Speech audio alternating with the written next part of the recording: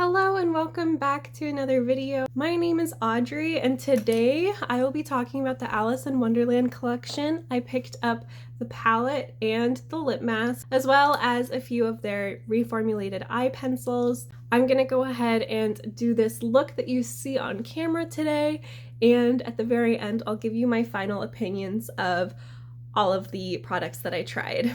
This is just a first impressions, so stay tuned for my end of the month roundup review where I go more into depth into all the products that I try. But I think that's enough chit chat for now. Let's go ahead and just dive straight into this look. All right, so let's just go ahead and jump right into the eye look. I'm priming with my Urban Decay priming potion in the shade Eden. My favorite primer of all time. Already have my base on and my eyebrows, so I'll have everything that I used linked in the description. And I'm just gonna use the Lost in Wonderland palette from Colourpop. I'm so excited to use this because I feel like it matches my hair perfectly, except my hair is fading a little bit, so it's fine, whatever. We don't talk about it. I just got this in the mail yesterday. I don't know what I'm gonna do yet. I think I might do like a bluey, purpley, greeny look. Okay. I'm gonna start out with this shade Curiouser and Curiouser. It's like a kind of cornflower blue. And I'm gonna use this just as my base shade. This is one of their mattes with sparkles in it that I actually really love this formula. I think it's pretty unique and hard to pull off. I feel like a lot of brands try to do something like this, but Colourpop just does it the best. So I'm gonna go all the way over and under my top and bottom lid because I like to do my top and bottom at the same time. So Colourpop, I'm kind of mad at them because I literally bought this palette the second it launched.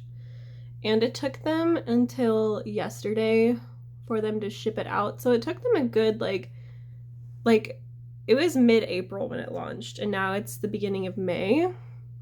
And I just kind of expect better from such a big brand, because once it shipped, it only took a few days to get here. That entire time, I was just waiting for it to ship. And it's kind of frustrating as a smaller creator, because it's not like I'm trying to constantly be on top of new releases on this channel or anything. In fact, quite the opposite. But I was excited for this to be kind of like one of the rare times that I did do that, and I bought it right as soon as it launched. But now it's like there's literally hundreds of videos on this palette already available, so it's just kind of hard for smaller creators who are trying to expand their reach. And it's like, well, we can't really compete with people who get this in PR literally before it launches or is even announced. Like, it just makes me sad. But I'm excited to own it, and I bought it to use it, not just to make videos on it, so I'm happy with how this is looking. Honestly, this is the kind of palette where you could definitely dip into any number of these shades, matte, shimmer, whatever, and just put that all over the eyes. But I'm gonna do a little bit more detail. I'm gonna use this sage green shade called Mad Tea Party, and this is gonna be my blending shade. On the outer corner, sorry, my bangs are in the way. I'm just dusting this around everywhere to have like a nice little gradient. Taking it below the eyes as well, and this is just gonna be very smoky, blown out. You can kind of be a little bit crazy with these pastel shades because they're so light. And I'm just taking it all the way up. Taking it all the way up to like my eyebrow. So Colourpop has been releasing these Disney collabs for a long time, and I just have not been interested in any of them. Like the Snow White palette, no shade if this is like your favorite palette or anything. I personally just was very bored and not excited by it, and it was really easy for me to pass on that one. That's kind of how I feel about a lot of their Disney collabs, but this one just really spoke to me. I do really love Alice in Wonderland, so maybe that's part of the reason. I'm going back into the shade Curiouser and Curiouser and patting it back down on my lid just so we don't lose that blue. I'll go ahead and get a little bit closer up so you can see what it looks like right now. This is so pretty. I'm loving this. And I think part of the reason why I was interested in this palette is because it really looks like a more curated version of the Aurora Struck palette. I've been wanting to get my hands on for a long time, but it's been sold out. And I think it's because this palette and the Lavish palette both came out that have a lot of repeat shades. So I think that's the reason why. But I already decluttered all of my mega palettes from Colourpop. And I was kind of on the fence about having another mega palette to begin with. I was sold on the Aurora Struck and I was ready to buy it, but it has been out of stock. But I'm really glad I didn't pick it up because this is just like, in my opinion, this is just a better version of that. There's so many different finishes. I'm not sure what I want to do yet. This shade I heard was a pressed glitter, but it feels like a shimmer. And it has some of that, it looks like a duochrome, like magenta to pink. I've heard that this is a pressed glitter, but it really looks and feels to me like a shimmer, so that makes me really happy. I don't like pressed glitters. I think they're really dishonest. And then here's the other one I heard was a pressed glitter, the shade I'm Late. It's this like bright white. I'll go ahead and swatch it on my hand as well.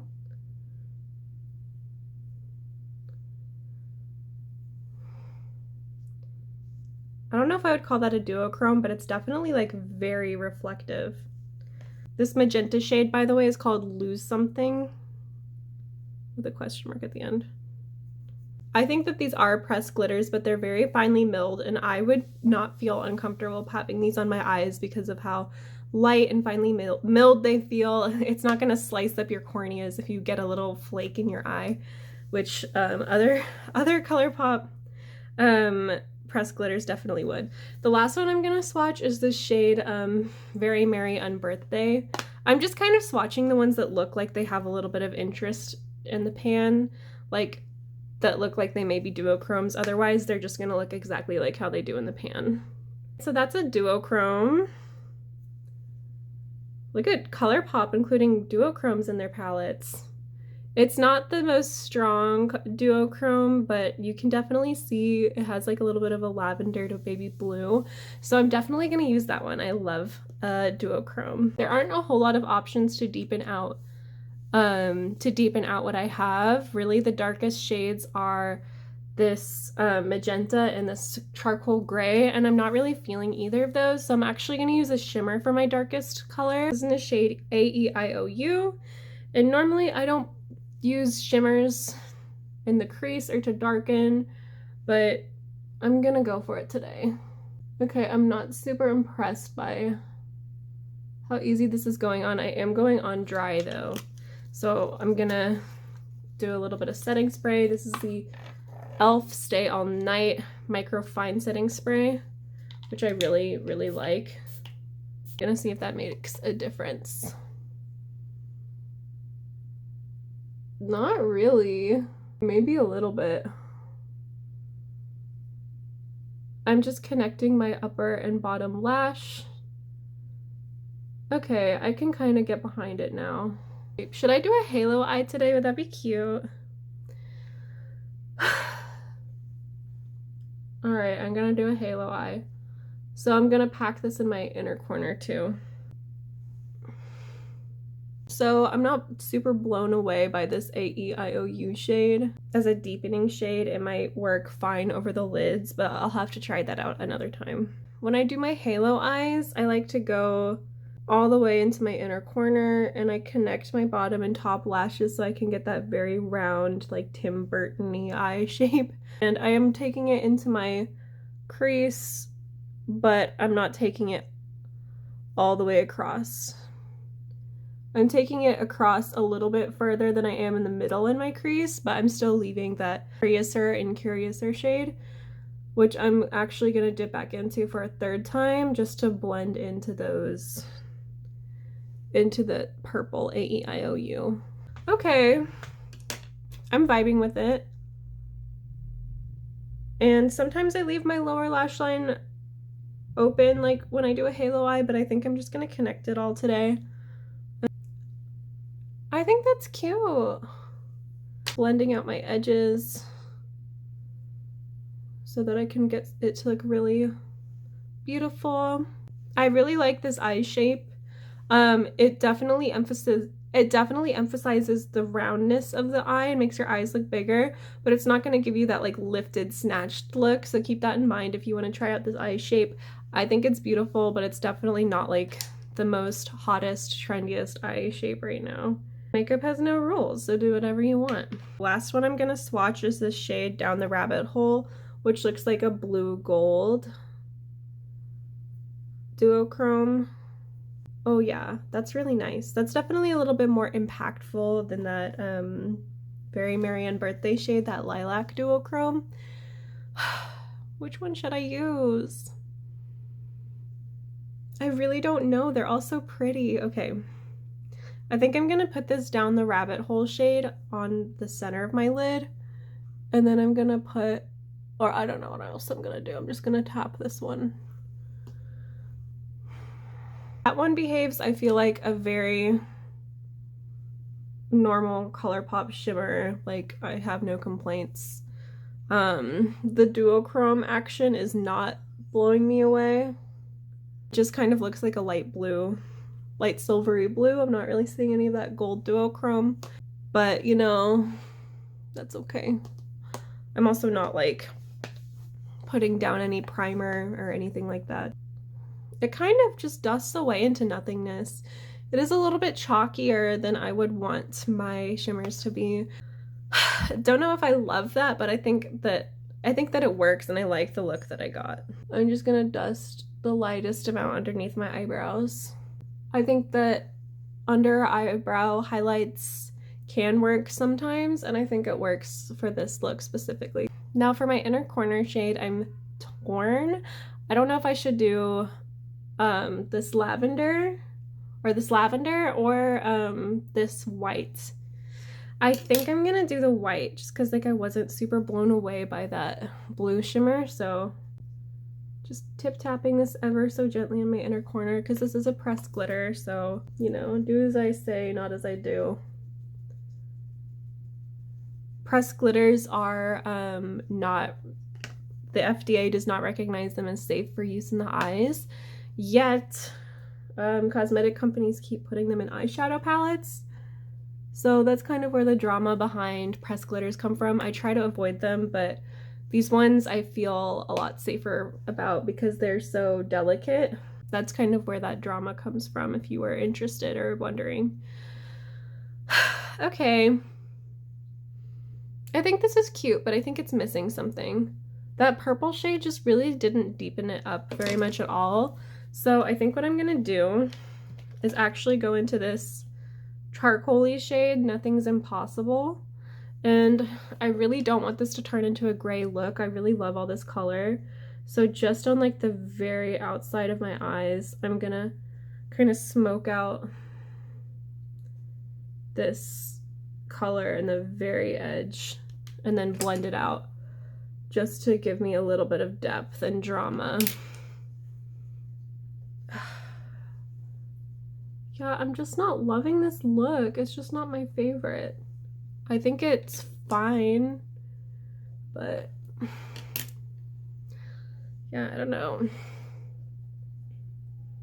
Like, it's fine. I'll definitely use it for when I want to do like a periwinkle pastel type of thing, but I'm just not as blown away as I wish I was. I really didn't want to use gray. I really wanted to keep it purple and light and, you know, fairy-like. So I'm not super happy that I'm having to dip into this gray and lose some of that color that I had. It's working out for me. I'm just having to swim upstream a little bit for it, which I don't love having to do that. I have like 80 eyeshadow palettes, and if I'm gonna pick one, then I don't want to pick one that is gonna give me extra work to do. Now, normally I would do my waterline color off camera, but because I'm trying the new Colourpop formula, I'm gonna try them in real time. And literally any of these would work so beautifully with this look, but I think I kind of swatched them on my hand. I think I have to use the shade Prance because it's just a perfect match. So normally I would probably go for one of these, but this is just like such a perfect match. So this again is like a kind of cornflower, not quite periwinkle blue. This is their new formula that they just released, and if you know me, you know that I'm obsessed with inner corner pops of color, or under waterline pops of color. So I really hoard these. I really hoard these eye pencils. But I will say the quality before was really inconsistent. So I'm really glad that they reformulated. They also didn't have the best color range before, and they released a bunch of new colors and brought back a bunch of old ones, I believe. Okay, yeah, I think that was the right call because it just is the exact same blue and it just really ties in the whole thing. That green would have been cute, but it definitely would have brought a different vibe. I'm gonna go ahead and wrap up this look. Gonna do my eyelashes and throw something on my lips and maybe some highlighter, and then I'll give you my final thoughts about this collection. All right, we're all wrapped up. I went ahead and used my Flower Nose Lip Cloud in the shade SO4, the Rare Beauty mascara, and for highlighter I am wearing my Winky Lux Strobing Balm. And moving on to final thoughts, I guess I'll go ahead and go through this collection one item at a time, starting off with the lip mask. This lip mask is super cute. It's honestly the star of the show for me. My one thing with it though is that this looks like it says whore at first glance. It says, "Who are you?" And I wish they just spelled out the words "Who are you?" instead of doing the letters. This literally looks like it says whore. Like, I'm not the only person who thought that. Their comment section was filled with people who thought this was calling you a whore or asking if you were a whore because it has a question mark at the end. So yeah, I will definitely be using alcohol and a Q-tip to rub these letters off of it because I don't need that kind of negativity in my life. But I do really like this product. I like that they're doing more like novelty container shapes, and I love that it came with like a little spatula to put on your lips. I do wish that like there was some way to attach them or like have them be together, because this is just gonna be kind of floating around and I know I'm gonna lose it, which will make me sad because I really like it.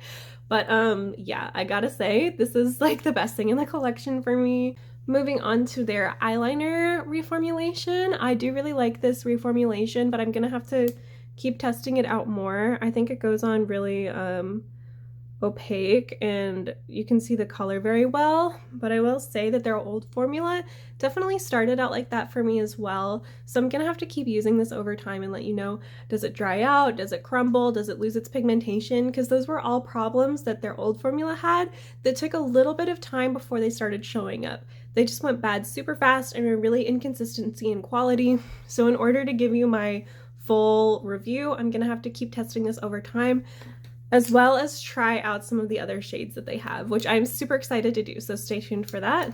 Now, the star of the show, the Lost in Wonderland palette.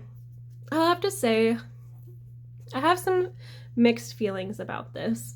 The shade Curiouser and Curiouser, I found performed beautifully. It blended out really well.